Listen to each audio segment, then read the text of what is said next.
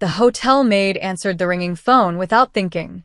Strange words poured from her lips, a language she'd never learned, never heard. The guest in the lobby froze, his silver eyes widening. What she didn't know, he was a vampire king who'd been hiding for centuries, and she'd just spoken the tongue of his vanished queen. The phone shouldn't have been ringing. Mira stared at the ancient rotary phone behind the reception desk, its shrill cry cutting through the howl of the storm outside. Every light in the Hotel Cervantes had been flickering for the past hour, and she'd just sent the last remaining guest, Mr. Voss from room 12, to the dining room with a promise of hot tea. The phone rang again, insistent, angry. Cervantes Hotel, how may I? Myra's practiced greeting died in her throat. The voice on the other end wasn't a voice at all. It was layered, like 10 people speaking through water, their words overlapping in a rhythm that made her teeth ache. Static crackled between syllables that rose and fell like a chant. Her hand tightened on the receiver. Hello? I can't understand you. The storm must be. The voice spoke again, and this time something inside Myra's chest pulled. Her mouth opened. Words spilled out, fluid, melodic, ancient. She didn't know what they meant, but they felt like coming home after a lifetime of wandering. The syllables rolled off her tongue as if she'd spoken them every day of her life, as if they'd been sleeping in her bones, waiting. Noctara veshat almir. Serat kolvindara. The lights went out. Complete darkness swallowed the lobby. The phone line went dead with a sharp crack that made Mira drop the receiver. It clattered against the marble desk, swinging on its cord. What was that? The voice came from behind her, smooth, controlled, but carrying an edge sharp enough to cut glass. Mira spun around, her heart hammering. In the flash of lightning through the tall windows, she saw him, Mr. Voss, standing at the entrance to the lobby. He wasn't moving, wasn't breathing, just staring at her with eyes that caught the lightning and threw it back silver. I don't know, Mira stammered, backing against the desk. The phone, someone was speaking, but I couldn't understand them, and then I just... Say it again. He took a step forward, and Mira noticed for the first time how tall he was. How still, like a statue that had learned to walk. What you just spoke. Say it again. I don't know what I said. I don't even remember. Noctara Veshun Talmir, his voice dropped to barely a whisper. The blood of Noctara calls forth. Sereth Kol Vindar, the sealed throne, shall answer. The way he said it made the words sound like a funeral dirge. Another flash of lightning. In that split second of brightness, Mira saw his face clearly. Aristocratic features, sharp cheekbones, dark hair swept back from a pale forehead. But it was his expression that made her blood run cold. He looked like a man who'd just seen a ghost. Or recognized one. How do you know what I said? Myra's voice came out smaller than she intended. Where did you learn Old Noctis? He closed the distance between them in 2 strides. Who taught you? Who sent you here? I don't know what that is. I've never heard of. Don't lie to me. His hand slammed against the desk beside her, and the marble cracked. Spiderweb fractures raced across the surface. That language has been dead for 300 years. The only people who spoke it were the royal seers of the Noctara court, and they're all... He stopped. His silver eyes widened slightly. They're all what? Mira whispered. Before he could answer, every window in the lobby exploded inward. Mira screamed, throwing her arms over her head as glass rained down. But the shards never touched her. She looked up to find Mr. Voss standing between her and the shattered windows, his back to her, arms spread wide. Pieces of glass hung suspended in the air around him, frozen mid-fall like deadly snowflakes. Stay behind me, he said calmly, as if stopping a storm of glass was something he did every Tuesday. What's happening? Myra's whole body was shaking. What are you? Someone who's been alive far too long. The glass dropped to the floor with a musical crash. And you, apparently, are someone who shouldn't exist. The storm outside intensified. Wind screamed through the broken windows, carrying with it the smell of wet earth and something else, something metallic and old, like copper coins buried for centuries. The chandelier above them began to sway, its crystals tinkling like wind chimes. "We need to leave this lobby," Mr. Voss said, his voice tight. Now. Why? "What's?" The chandelier stopped swaying. Then it began to spin, slowly at first, then faster and faster until the crystals blurred into a circle of light. The light grew brighter, shifting from white to pale blue to deep violet. Mira felt that pull in her chest again, stronger this time. Her lips moved without permission, forming words in that same ancient tongue. Talmir Sereth. Talmir Sereth. Talmir Sereth. "Stop." Mr. Voss grabbed her shoulders. "Don't call them. Whatever you're doing, stop." But Mira couldn't stop. The words were pouring out of her now, faster and faster, and with each syllable, the violet light grew brighter.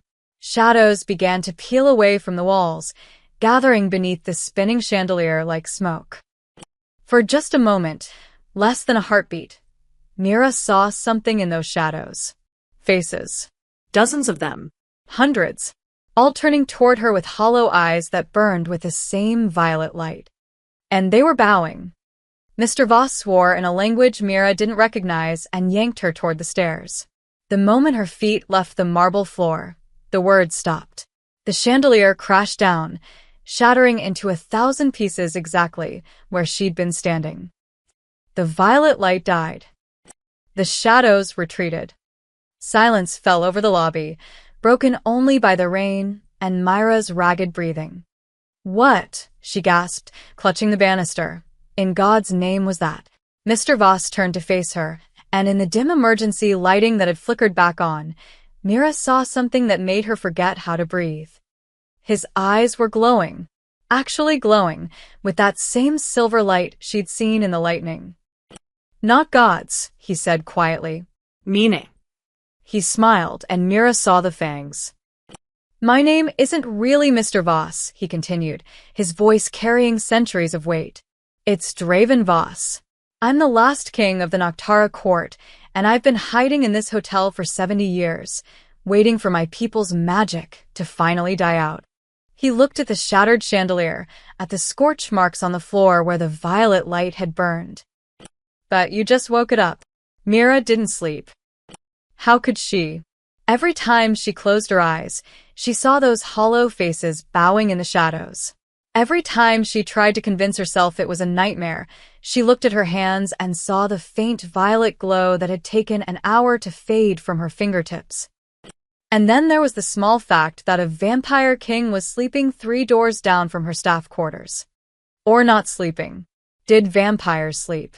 At 6 in the morning, Mira gave up and headed downstairs to start her shift. The lobby had been cleaned, somehow, and the shattered chandelier replaced with a simple ceiling fixture. The cracked marble desk looked brand new. "Magic," a voice said behind her. "Useful for hiding evidence." Mira jumped, spinning to find Draven descending the stairs. In the morning light filtering through the repaired windows, he looked almost human. Almost. But his movements were too fluid, too graceful, like watching a predator pretend to be prey. "The guests," Mira whispered urgently. "Did you compel them to forget the storm damage?" "Yes," he straightened his cufflinks, an oddly normal gesture from a creature who'd just admitted to being centuries old. "They think they slept through a minor power outage. Nothing more." "That's not possible. Neither is speaking a dead language. Yet here we are, his silver eyes fixed on her. "We need to talk. Properly. But first." The elevator dinged. An elderly couple emerged, the Hendersons from room 8. Mrs. Henderson was clutching her husband's arm, her face pale. "Excuse me," she called out, her voice shaking. "Did anyone else hear the whispering last night?" Myra's stomach dropped. Whispering. In the walls, Mr. Henderson adjusted his glasses nervously. "Started around 3 in the morning. Sounded like a dozen people having a conversation right behind the wallpaper. But when I pressed my ear against the wall, it stopped." Draven's expression didn't change, but Mira saw his jaw tighten. "Old pipes," he said smoothly. This hotel was built in 1847. The plumbing makes unusual sounds during storms. Pipes don't whisper in Latin, Mrs. Henderson said firmly. It wasn't Latin, her husband corrected. It was something older. I studied ancient languages at Oxford, and I've never heard anything like. The lights flickered. Once. Twice. 3 times. Then steady again. Mrs. Henderson gripped her husband's arm tighter. There. Did you see? That's been happening all morning. Every room on the 3rd floor. I'll have maintenance check the electrical system, Mira heard herself say, falling back on professional autopilot. I apologize for the disturbance. After the Hendersons left for breakfast, Mira turned to Draven. It's getting worse, isn't it? Whatever I woke up. Come with me. He led her to the hotel's oldest wing, down a corridor Mira rarely used because guests complained it was too cold. As they walked, she noticed the wallpaper was peeling in strange patterns, not from age, but as if something beneath was trying to push through. Draven stopped at the end of the hall, in front of a storage closet Mira had never seen unlocked. This hotel, he said quietly, producing an iron key, was built by my people. After the fall of the Noctara court, the survivors needed somewhere to hide the burial vault. Somewhere remote. Somewhere humans wouldn't dig. He opened the door. It wasn't a storage closet. Stone steps descended into darkness that seemed to swallow the hallway light. The vault is directly beneath us, Draven continued. 200 feet down. Sealed with blood magic that should have lasted 1,000 years, he turned to face her. But blood magic responds to bloodlines. And somehow, impossibly, you carry the marker of the High Oracle. I'm nobody. I grew up in an orphanage in Prague. I came here 6 months ago because I needed work. I don't have any family, any history. Look at your shadow. Mira glanced down at the floor. Her shadow was wrong. It stretched behind her normally, but for just a second, less than a blink, it split. The second shadow was kneeling, head bowed, hands raised as if presenting something to an invisible throne. Mira stumbled backward, pressing herself against the wall. What is that? What's happening to me? You're remembering, Draven's voice was soft, almost sad. Or she is. The oracle who sealed my court 3 centuries ago. She spoke the binding words and vanished the same night. We thought she died. We thought. A scream echoed from downstairs. They ran back to the lobby to find the Hendersons and 3 other guests clustered together, pointing at the walls. The wallpaper was moving. Not peeling. Moving. Like something beneath was breathing, pressing against the surface in rhythmic waves. And where the paper bulged, dark shapes appeared, handprints. Dozens of them. Hundreds. Pressing from the inside out. Everyone outside, Mira commanded, her voice surprisingly steady. Now. There's a gas leak. Move. The guests didn't argue. They fled for the front doors, leaving Mira and Draven alone in the lobby. The handprints were spreading, covering every wall now. And beneath them, that whispering the Hendersons had mentioned, thousands of voices speaking in unison, forming words in Old Noctis. Mira understood them perfectly. Oracle. We hear you. We rise. They think you're calling them, Draven said, his voice tight with something that might have been fear. The court. The generals. The Seer Council. Everyone we buried to stop the endless wars, he grabbed her arm. Whatever power is waking inside you, you need to control it. Because if that vault opens, if they rise before we understand what's happening. The wallpaper tore. A single pale hand thrust through, fingers splayed, reaching for Mira. Then the lights went out again. The hand retreated the moment Draven touched it.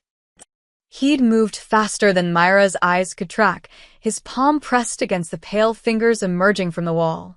Silver light flared, and the hand jerked back through the torn wallpaper with a sound like a gasp. We're leaving, Draven said. Now. 20 minutes later, they were in his car, a sleek black sedan that looked too modern for someone who claimed to be centuries old, speeding down the mountain road toward the town of Aldshire. Mira watched the hotel disappear in the side mirror, its windows dark despite the afternoon sun. The guests are checked into the inn on Main Street, compelled to believe the hotel is under renovation. Draven's hands were steady on the wheel, but his jaw was tight. We have maybe 12 hours before the vault destabilizes completely. We need answers. Answers about what? Why I can suddenly speak a language I've never learned. Why dead people are trying to break through my hotel walls. Answers about what the Oracle did 300 years ago. He glanced at her. And why she came back. Vaultshire was the kind of town that appeared on postcards, cobblestone streets, timber frame buildings, a church with a bell tower that dominated the skyline.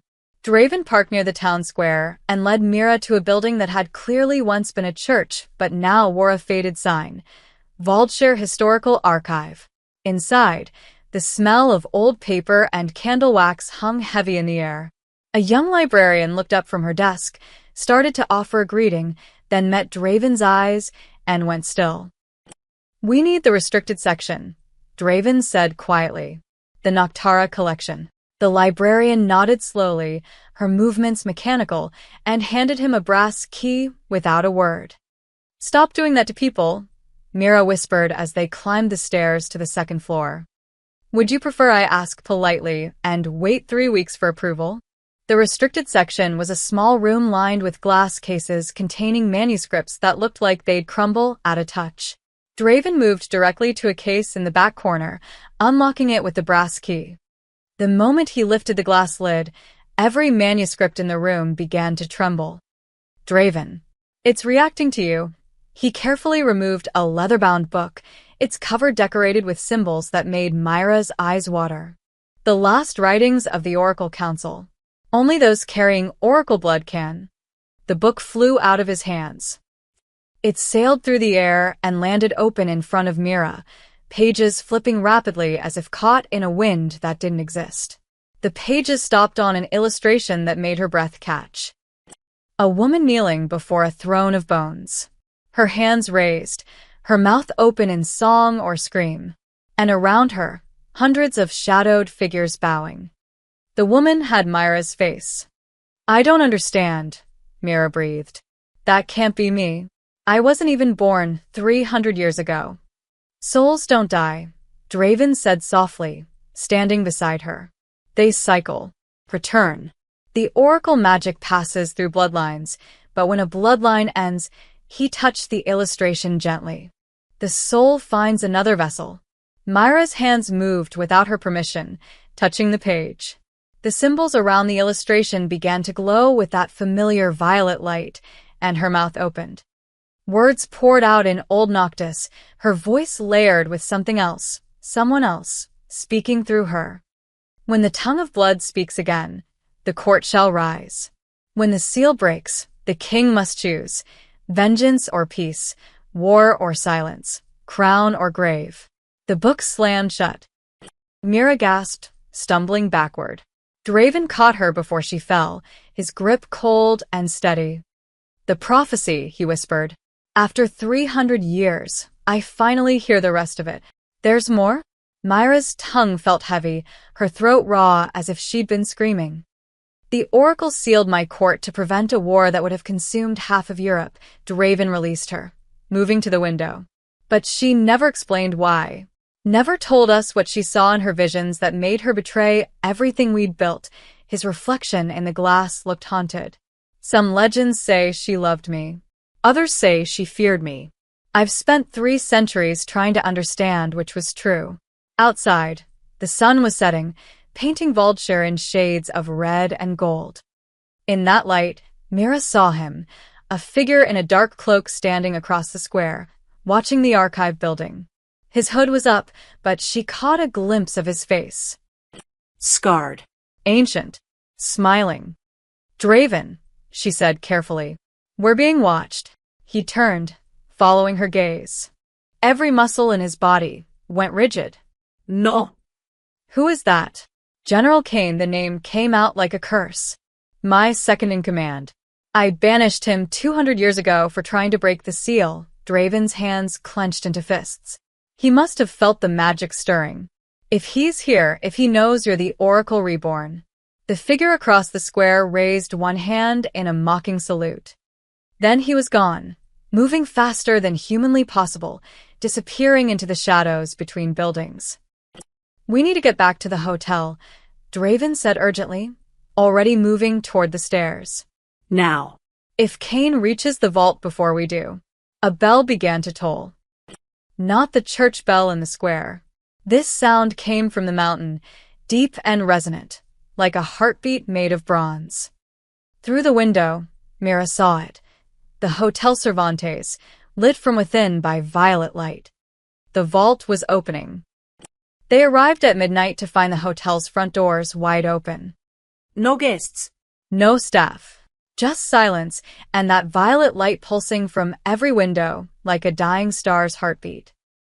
Stay close to me, Draven said, but Mira was already moving toward the entrance, pulled by something she couldn't name. The lobby was freezing. Their breath misted in the air despite it being summer. Frost crept across the marble floors in delicate patterns that looked almost like writing. Old Noctis writing.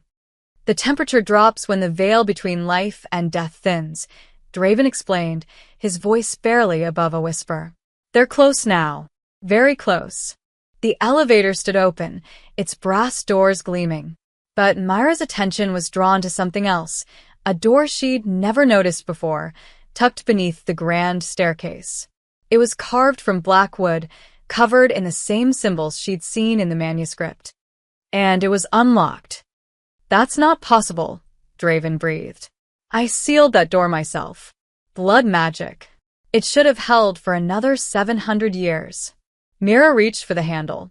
The moment her fingers touched the cold metal, warmth flooded through her. Recognition, like greeting an old friend. The door swung open silently, revealing stone steps descending into darkness. Don't, Draven warned, but his voice was weak, uncertain. I have to. Mira didn't know how she knew, but she did. They're waiting for me. She descended. The stairs went down, far deeper than should have been possible. The hotel was only 3 stories, but Mira counted 200 steps before the stairs finally ended in a vast chamber. The burial vault. Torches burst to life along the walls as she entered, their flames violet instead of orange. The chamber was massive, its ceiling lost in shadow, and arranged in perfect circles, like ripples on a pond, were sarcophagi. Hundreds of them. Each one carved from black stone, each one decorated with names and titles in Old Noctis. Mist clung to the floor, swirling around Myra's ankles as she walked deeper into the vault. Don't touch them, Draven said from behind her. He'd followed, of course. If even one wakes before we understand what's happening. Mira wasn't listening. She was drawn to the center of the chamber, where a single sarcophagus sat elevated on a dais. Unlike the others, this one was white marble, almost glowing in the torchlight. The name carved into it made her heart stop. Elara Theshmar, High Oracle, beloved traitor. That's Myra's voice cracked. That's me. That was her. Draven stood beside her now, staring at the sarcophagus with an expression Mira couldn't read. You. I don't know anymore, he reached out, fingers hovering over the carved name. I had this made after she vanished. A memorial for someone who destroyed everything I'd built, and yet. He didn't finish. Mira touched the marble. The world exploded into light. Visions slammed into her mind. Memories that weren't hers, but somehow were. She saw herself, Elara, standing in a throne room made of bones and silver. Saw Draven younger, fiercer, his eyes burning with ambition as he planned conquests that would drown nations in blood. Saw herself falling in love with a monster. Saw the visions that came after. Cities burning, children screaming, the world drowning in an endless night as vampire armies spread across Europe like a plague. Saw herself making the choice, betray the man she loved or watch the world die. The vision shattered. Mira gasped, pulling her hand back. Around them, the mist began to move with purpose, forming shapes. The sarcophagi started to glow, one by one, like candles being lit in sequence. No, Draven whispered. Not yet. We're not ready.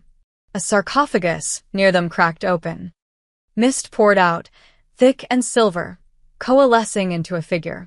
A woman in ancient armor, her eyes hollow but aware.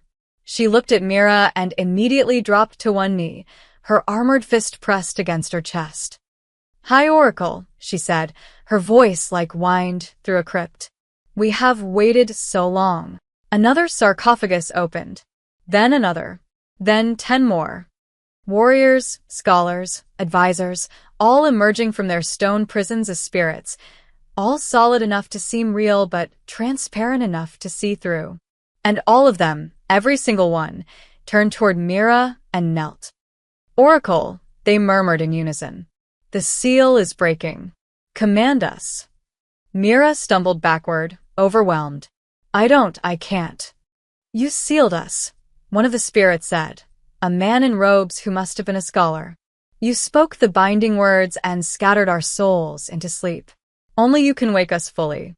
Only you can restore what was taken. Or keep it buried forever," Draven said sharply, stepping between Mira and the kneeling spirits. "She owes you nothing." The court fell because it deserved to fall. The spirits hissed as one, their forms flickering with anger. "The king speaks treason," the armored woman said coldly. "After the oracle saved him from his own madness." "Saved me?" Draven's voice rose. "She destroyed my empire, scattered my people, left me alone in exile for 300 years. To stop you from destroying the world." The words burst from Myra's lips in Old Noctis, echoing through the vault with authority that didn't feel like hers. "I saw what you would become, what we would all become. The seal wasn't betrayal, it was mercy." Silence fell. The spirits watched her with those hollow eyes, waiting. Draven stared at her, something breaking in his expression. "You remember. Some of it," Mira whispered. "Enough." Above them, the hotel groaned, a deep, resonant sound like the earth itself was shifting. Cracks appeared in the vault ceiling, and through them, Mira heard something that made her blood run cold. Screaming. And laughter. "Cain," Draven breathed. "He's here." The vault shook violently, dust raining from the ceiling. The kneeling spirits flickered like candle flames in wind, their hollow eyes turning upward. "The general comes," the armored woman said. "He brings others, the banished ones." "How many?" Draven demanded. "Enough." An explosion rocked the hotel above them. Through the cracks in the ceiling, Mira saw fire, real fire, not the violet flames of magic. Cain wasn't being subtle. "We need to leave." Draven grabbed Myra's arm. "There's another way out. A tunnel that leads to the old capital ruins." "The oracle cannot flee," one of the spirits protested. "She must complete the awakening. She must survive," Draven snarled. "Or there won't be anyone left to wake you." He pulled Mira toward a passage hidden behind the white sarcophagus. The spirits didn't follow, but their eyes tracked her movement, hungry and desperate. The tunnel was narrow, carved from raw stone, and it went on for what felt like miles. Myra's lungs burned, her legs ached, but Draven never slowed. Behind them, she heard crashes and screams, the sounds of the hotel collapsing. They emerged in a forest clearing just as dawn broke. Mira fell to her knees, gasping.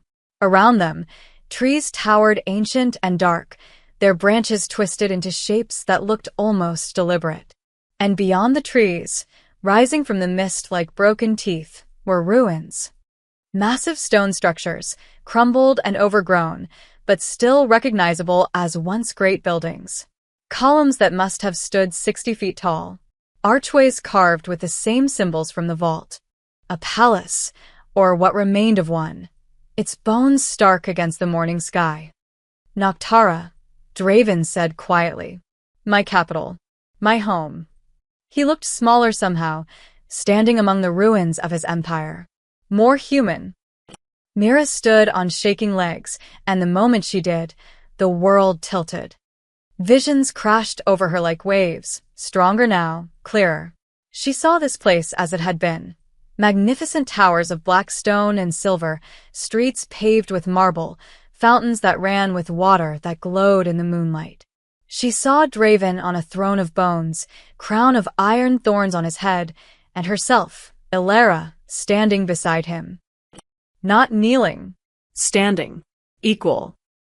We ruled together, she whispered. I wasn't just an oracle. I was your queen. Draven's face showed nothing, but his silence was answer enough. More memories flooded in. Planning wars in the throne room. Draven's armies growing, spreading across borders. The intoxication of power. And then, the visions. The oracle gift showing her the future. An endless night where vampires ruled and humanity became cattle. The world drowning in blood. Draven, unstoppable and alone, having killed or banished anyone who questioned him. Including her. You would have killed me, Mira said, the memory sharp as broken glass. In the vision, 10 years from that moment. I questioned your plan to march on Vienna, and you. She touched her throat, remembering phantom pain. I never would have, Draven said roughly, but he wouldn't meet her eyes. The war madness. It takes us all eventually. Vampires aren't meant to build empires. We're meant to hunt, to feed, to survive. But I thought I could be different. I thought. You thought love would save you, Mira finished. But I saw the truth. Love wasn't enough to stop what you were becoming. An arrow whistled past Myra's ear, embedding itself in the tree behind her. They dove for cover as more arrows followed, silver-tipped and burning with a sick green light. Mira pressed herself against a fallen column while Draven moved in a blur, yanking arrows from the air and snapping them.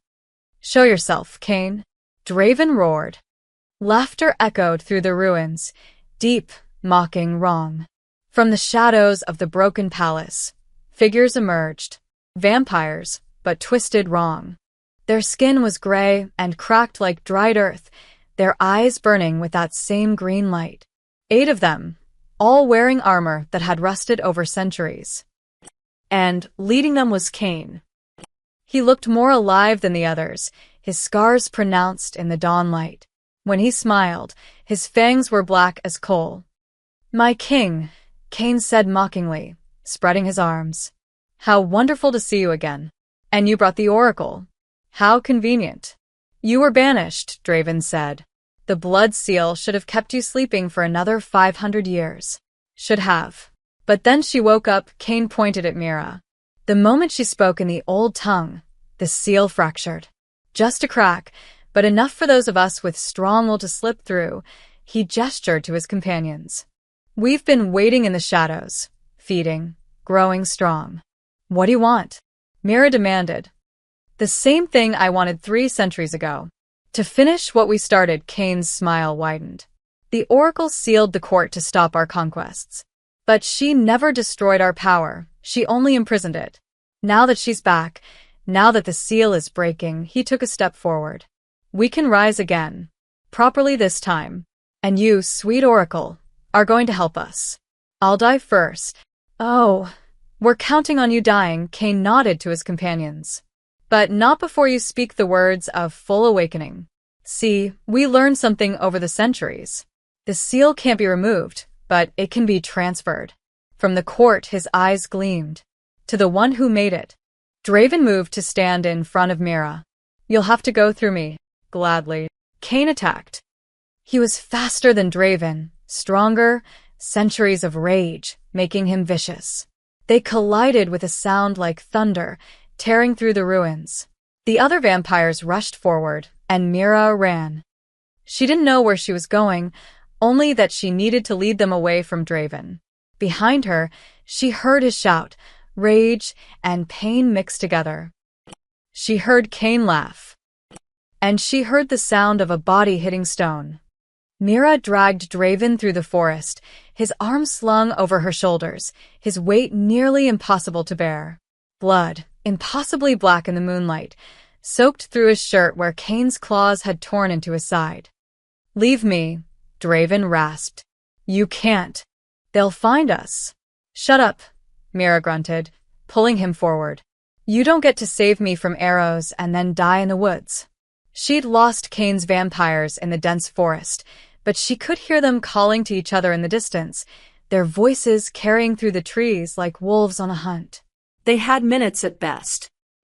Through the darkness, she saw it. A structure, small and crumbling, barely standing. A chapel, its roof half collapsed, its windows empty of glass. But the stone walls were still solid, and the door hung on rusted hinges. Good enough. She dragged Draven inside and let him collapse against the far wall, beneath where an altar once stood. Moonlight streamed through the broken roof, painting everything in silver and shadow. "I'm dying," Draven said matter-of-factly. Cain's claws were poisoned with silver and wolfsbane. For a vampire, he coughed, and more black blood stained his lips. "That's the end." "No," Mira knelt beside him, her hands hovering over his wounds. She could see bone through the torn flesh. "There has to be something." "Blood." "You need blood, right? Take mine." "Human blood won't heal this." His eyes were dimming, the silver light fading.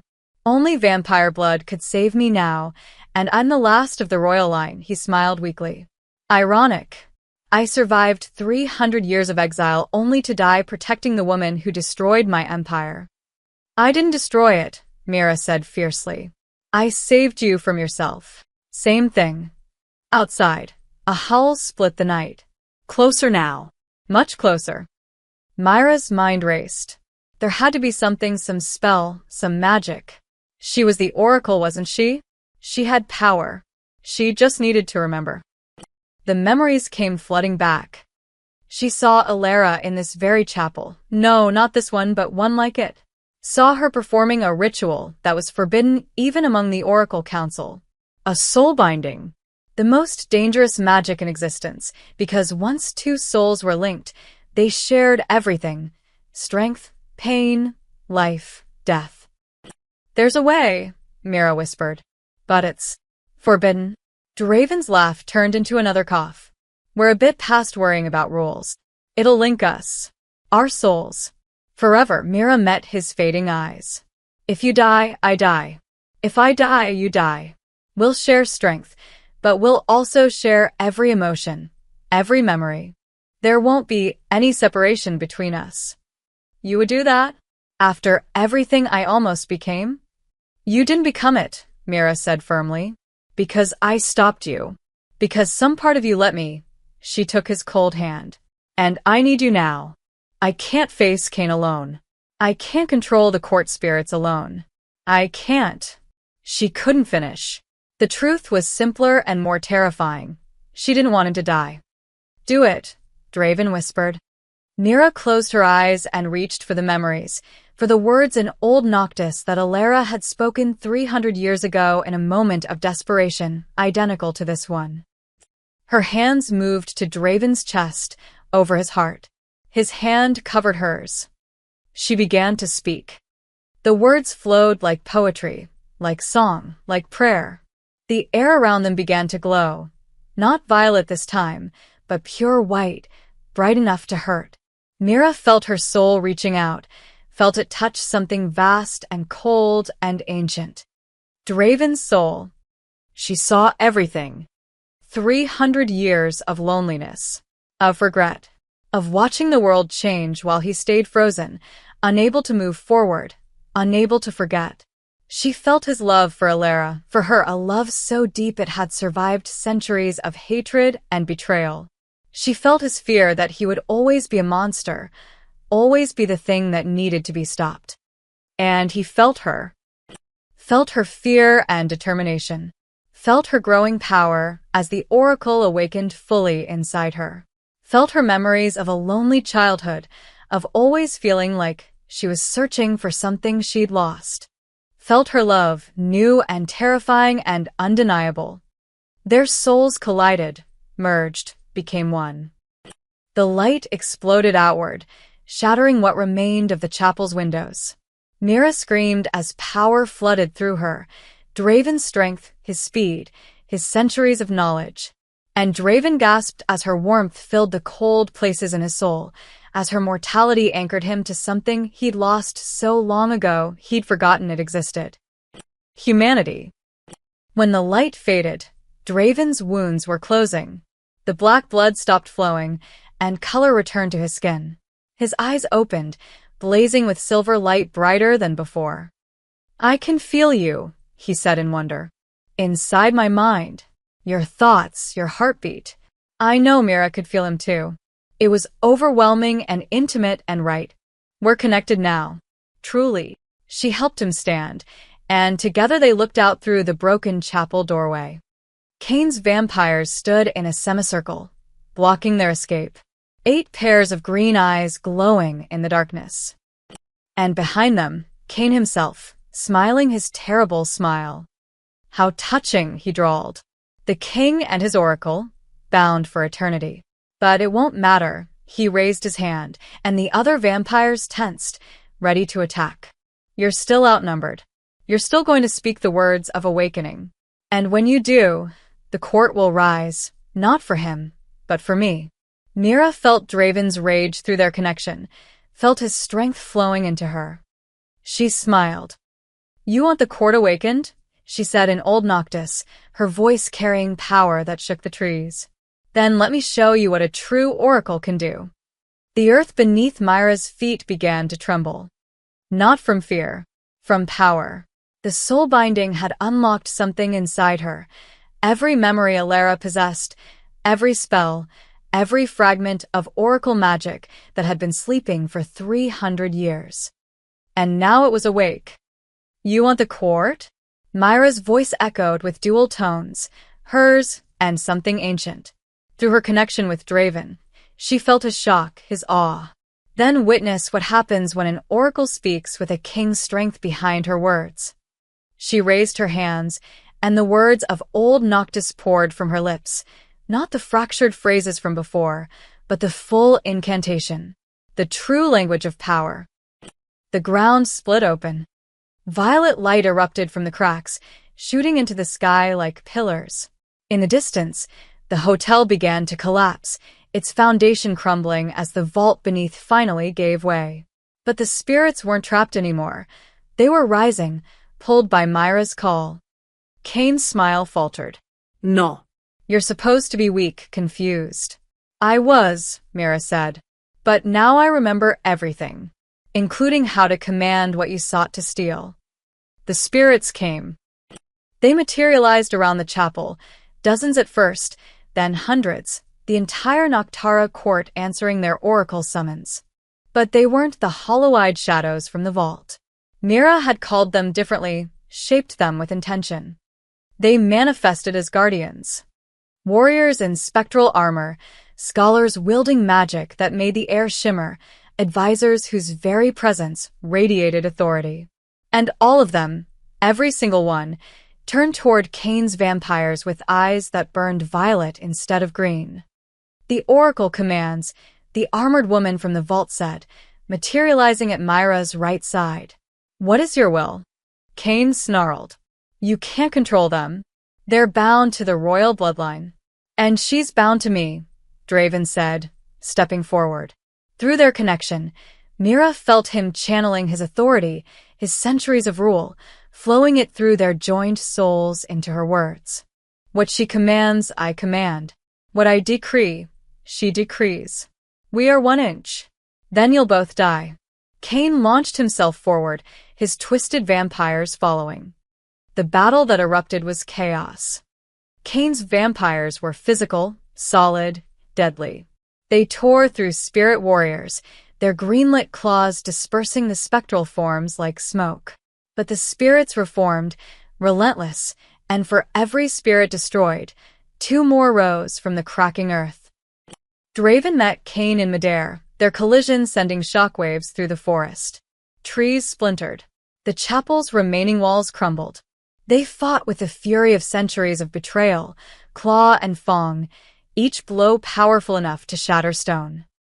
Mira directed the spirits with gestures and words, feeling the strain of maintaining so many manifestations at once. Through her bond with Draven, she felt his pain as Kane's claws raked across his back, felt his determination as he fought to keep the general away from her. One of Kane's vampires broke through the spirit line, rushing toward Mira with claws extended. She didn't flinch. She spoke a single word in Old Noctis, and the vampire froze mid-stride. His eyes widened in horror as his body began to petrify, gray skin turning to actual stone. In seconds, he was a statue, forever trapped in his attack pose. "The binding," Kane roared, seeing what she'd done. "You're using the original binding spell?" "Modified," Mira corrected. She was breathing hard, sweat running down her face, but her voice was steady. "I'm not sealing you away this time. I'm ending you." She raised both hands, and every spirit stopped fighting. They moved as one, forming a circle around Kane's remaining vampires. Their combined voices rose in a chant that made the very air vibrate. The twisted vampires screamed as stone began to creep up their legs, their torsos, their faces, preserved forever in expressions of rage and fear. Only Kane remained free, held in place by Draven's grip on his throat. "It's over," Draven said, his voice cold. "Surrender, and I'll make it quick." Kane laughed, a broken, desperate sound. "You think you've won? The court is awake now. The seal is broken. Others will come, others who remember the glory of our empire." "There is no empire," Mira said, walking toward them. The spirits parted for her, bowing as she passed. "There's only the lesson. The one I died teaching 300 years ago." She placed her hand on Kane's chest over his heart. "Power without wisdom destroys. Strength without mercy corrupts." You never learned that, she met his eyes. "But the court will." She spoke the final words. Kane's scream cut off as stone consumed him from the inside out. In moments, he was just another statue, his expression frozen in eternal rage. Silence fell over the forest. The spirits turned toward Mira, waiting. Through her bond with Draven, she felt his question, his uncertainty about what came next. "Return to rest," Mira commanded gently. "Not sealed, not imprisoned. Just rest." The age of empires is over. The age of endless night is over. Sleep peacefully, knowing the world is safe." One by one, the spirits bowed. Then they faded, dissolving into mist that sank back into the earth. The violet light dimmed. The cracks in the ground sealed. In minutes, the forest was silent again. Only the stone statues remained as evidence of what had happened. Myra's legs gave out. Draven caught her, holding her against his chest. "It's done," she whispered. "It's finally done." Above them, dawn broke through the trees. The storm that had raged for 2 days cleared, revealing a sky painted in shades of gold and pink. A new day. A new beginning. 1 week later, the authorities found the hotel. Or what was left of it. The entire western wing had collapsed into the earth, creating a crater where the lobby once stood. The remaining structure looked like it had aged 100 years overnight. Walls cracked, windows shattered, vegetation already creeping through the broken stones. Inspector Kovac stood at the edge of the crater, studying the destruction with narrowed eyes. His partner, young Officer Hess, was pale, clearly disturbed by the scene. "Gas explosion," Hess read from the preliminary report. "That's the official theory. But Inspector, the geological team says the ground here is completely stable. No seismic activity, no fault lines. And the crater." He pointed down into the darkness. "It goes down at least 200 feet. What kind of gas explosion does that?" Kovac didn't answer. He was looking at something else, the statues. 8 of them, scattered through the forest around the hotel ruins. Human-shaped, but the expressions were wrong. Too anguished. Too real. And the stone itself was unusual, gray and slightly translucent, like frozen smoke. "And these," Hess continued nervously, The art historians say they're not from any known period. The composition isn't like any stone found in this region. It's almost like they're— Where are the guests? Kovac interrupted. The hotel register showed 15 people checked in. All accounted for. They were found at the inn in Vulture, claiming they'd left due to renovations. None of them remember anything unusual. Hess paused. Except the maid. Mira Desh. She's the only one still here. Show me. They found her by the lake at the base of the mountain, a small, pristine body of water that reflected the sky like polished glass. She sat on the shore, her feet bare, her dark hair loose around her shoulders. She was staring at the water with an expression Kovac couldn't quite read. Peaceful, but also not alone. Miss Desh. Kovac approached carefully. I'm Inspector Kovac. I need to ask you some questions about what happened at the hotel. Mira turned to look at him, and Kovac stopped short. Her eyes were different. Not a different color, they were still brown, but there was something in them. A depth. A silver shimmer that appeared and disappeared when the light hit them just right. Inspector, she said, her voice pleasant but distant. I've been expecting you. You're the only witness who remained. Can you tell me what happened? A storm, Mira said simply. The foundation was old. It collapsed. That doesn't explain the crater. Or the statues. Or— Kovac pulled out a photograph. This. It was a photo of the hotel's guest register, open to the final page. Most of the names were legible, but one entry was strange. The ink had turned silver, and the name written there seemed to shift when you looked at it directly. Draven Voss. Room 12. Checked in, 1955. Checked out, never. Who is Draven Voss? Kovac demanded. Mira smiled, a soft, secretive expression. Someone who needed to find peace. Miss Desh, 15 people are claiming they can't remember 3 days of their lives. We found traces of unknown substances in the hotel's ventilation system. There are statues that shouldn't exist, and a crater that defies geological explanation. Kovac stepped closer. I think you know more than you're telling me. Do you believe in second chances, Inspector? The question caught him off guard. What? Second chance. Do you believe people or things can be redeemed? That mistakes made centuries ago can be corrected? Mira turned back to the lake. Ida. I have to. Kovac followed her gaze to the water. And froze. Myra's reflection was normal, a young woman sitting by a lake. But beside her reflection, in the water, stood a man. Tall, aristocratic, dressed in dark clothing that looked both modern and ancient. His eyes glowed silver, and when he smiled, Kovac saw the flash of fangs. The inspector stumbled backward, his hand going to his sidearm. What? There's no one. He looked at where the reflection indicated the man should be standing. Empty air. Just Mira, alone on the shore. But in the water, the man remained, his hand resting on Myra's shoulder. You can see him, Mira said, not a question. Some people can.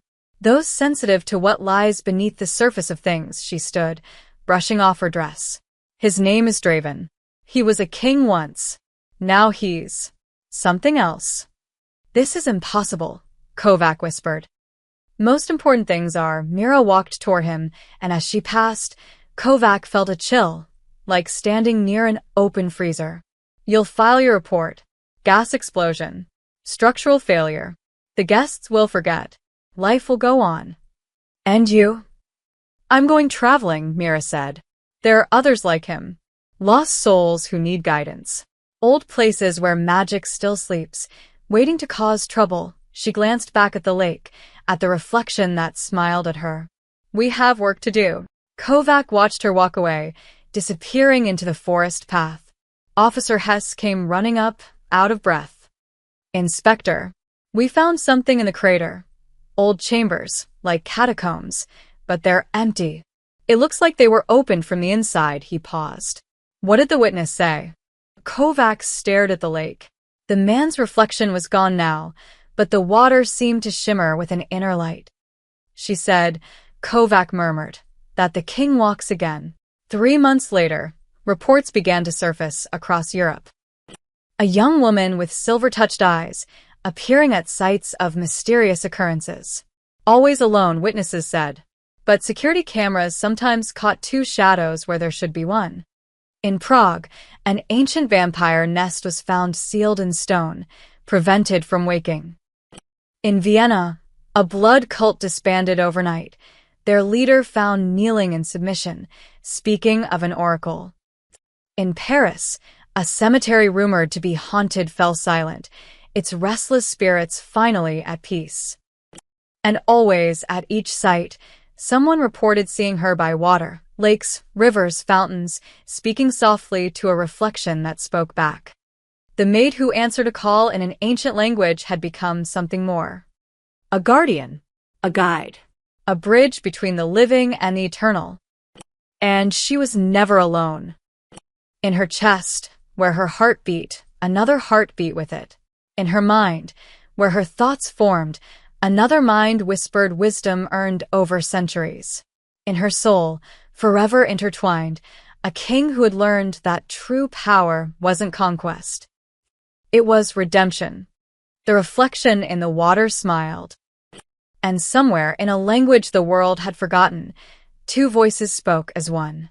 The throne is not empty. It has simply learned to walk. The end.